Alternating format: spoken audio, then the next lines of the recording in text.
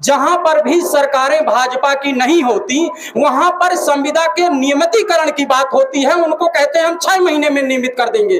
और हमारा दुर्भाग्य ये है कि उत्तर प्रदेश जैसे यशस्वी मुख्यमंत्री शायद हिंदुस्तान में कभी हुए नहीं है, ऐसे यशस्वी मुख्यमंत्री हमारे पास हैं और डबल इंजन की सरकार हमारे पास है। इसके बाद 23 साल से हम पढ़ा रहे हैं, हमारी आज तक चर्चा नहीं हुई। जहां कांग्रेस, बहुजन, सपा, बसपा अन्य सरकारें होती हैं, वहां भारतीय जनता पार्टी के बड़े बड़े लीडर ये वादा करते हैं संविदा समाप्त रेगुलर करेंगे। और जहां भाजपा सरकार होती है, उत्तर प्रदेश की मैं बात करता हूं, यहां संविदा व्यक्ति समाप्त कर देने की बात होती है, संविदा पद समाप्त करके रेगुलर करने की बात क्यों नहीं होती है। हम माननीय सांसद महोदय जी से उस पूर्व रिश्ते को भी दिखाने आए हैं कि महोदय, जब आप किसी अन्य दल में हुआ करते थे तब भी आप हमारी मांग लोकसभा में उठाया करते थे।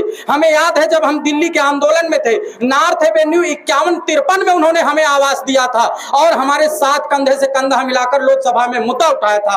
आज हम उन सांसद जी से पुनः यह याद दिलाने आए हैं कि आप भैंसक ही कमल के फूल पर बैठ गए हों, लेकिन ये कीचड़ में खड़े हुए शिक्षा मित्रों ने ही आपको कमल तक पहुंचाने का काम किया है। अगर शिक्षा मित्र जैसा कीचड़ पे खड़ा होकर कमल नहीं खिलाएगा तो शायद संसद का द्वार देख पाने में आपको असुविधा हो सकती है। मैं माननीय सांसद जी से केवल इतनी विनती करना चाहूंगा कि हमारी मांग को लोकसभा के पटल तक, माननीय प्रधानमंत्री जी के कानों तक, अमित शाह जी के कानों तक पहुंचाने का काम करें, क्योंकि इस सरकार के यशस्वी प्रधानमंत्री जी जो भारत में कभी पहले ऐसे प्रधानमंत्री नहीं हुए, जिन्होंने बाबा को माना, भोले को माना, काशी को माना, महाकाल को माना, ऐसे महाकाल को काशी को बनाने वाले जिन्होंने कहा कि बाबा और गंगा तुमने मुझे बुलाया है तब मैं आया हूं, उसी गंगा वाराणसी के तट पर माननीय प्रधानमंत्री जी ने कहा था शिक्षा मित्रों तुम्हारी समस्या मेरी समस्या है, मैं तुम्हारी समस्याओं का समाधान करूंगा। मैं याद दिलाने आया हूं, कृपया कर उन्हें याद दिलाने का कष्ट करें। जब हम मर जाएंगे, मेरे 10,000 साथी पूरे प्रदेश में काल के गाल में समा गए, वो वापस नहीं आने वाले। अब तो 40 से ऊपर के जो साथी हैं वो भी क्रमशः जा रहे हैं, उन्हें जीवित रखने का काम करें। मेरी केवल सरकार से और माननीय सांसद जी से इतनी ही मांग है। भारत माता की, शिक्षा मित्र एकता, शिक्षा मित्र एकता, बंदे। क्या आश्वासन मिला है सांसद जी से? माननीय सांसद जी अभी किसी कार्यक्रम में है, उनके प्रतिनिधि जी के द्वारा हमारे ज्ञापन को लिया गया है। उन्होंने पूर्णतः आश्वासन दिया है कि हम, और हमारे माननीय जिलाध्यक्ष जी से हमारे माननीय सांसद जी की बात भी हुई है।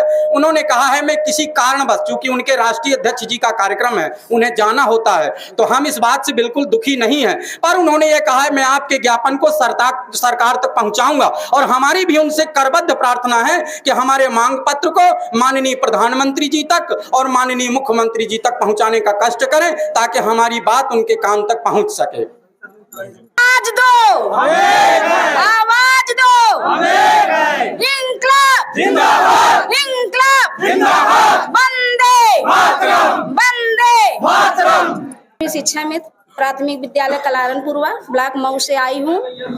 मैं मीडिया के माध्यम से सिर्फ योगी जी को ये संदेश मेरा है, कहते हैं कि राम राज्य आ रही है, राम राज्य आ रही है। राम राज्य कब होता है? जब जनता जब खुश होती है।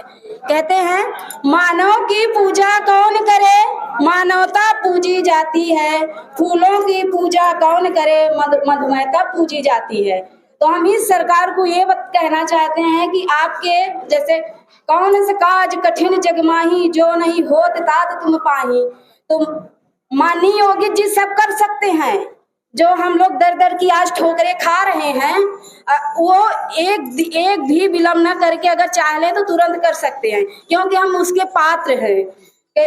अच्छा, योगी सरकार तो कह रही है कि जैसे कि शिक्षा व्यवस्था को सुधार करने के लिए सारी प्रक्रियाएं लगाई गई हैं, जैसे टेट हो या सुपर टेट हो, तो आपकी क्या मांग है? क्या सुपर टेट को हटा देना चाहिए? सुपर टेट को बिल्कुल हटाना चाहिए, क्योंकि हमारे पूरे शिक्षा मित्र समाज के जो जितने भी शिक्षा मित्र भाई बहन हैं वो शिक्षक के पात्र हैं, क्योंकि पहले ये सुपर टेट और टेट लागू नहीं था।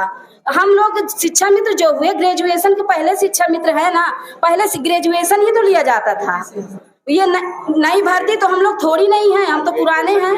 आज ग्रेजुएशन है, बीटीसी है, टेट पास है, बहुत से हमारे साथी सुपर टेट भी है। 23 साल का अनुभव है। आप नहीं समझ रहे हैं, 23 साल का अनुभव थोड़ा नहीं होता, बहुत होता है भैया। अच्छा, शिक्षक भर्ती में जैसे कि आप लोगों को कुछ वरीयता भी दी गई थी, तो क्या वो वरीयता सही रही थी? कितनी सही साबित? वरीयता जो दी गई थी उसमें भी घपला हुआ। पहले बोले 35 कुछ 33 34, मगर बाद में क्या हो गया 45 50 हुआ, इसमें 60 65 हुआ। इस दौड़ पे हम लोग दौड़ नहीं पाएंगे। योगी जी अगर कहते आज की जो युवा पीढ़ी है हम उसके साथ कदम से कदम मिला के चलेंगे, मानते हैं उसके पास ज्ञान है मगर हमारे पास अनुभव है।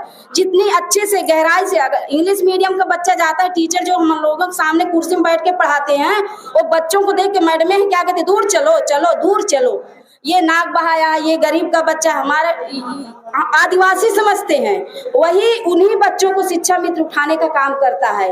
सरकार को थोड़ा जमीनी स्तर पे देखनी चाहिए कि शिक्षा को उठाने का कार्य कौन कर रहा है, असली अधिकार उस लेने का पात्र कौन है। ये हमारा संदेश मीडिया के माध्यम से सरकार को दिया जाना चाहिए।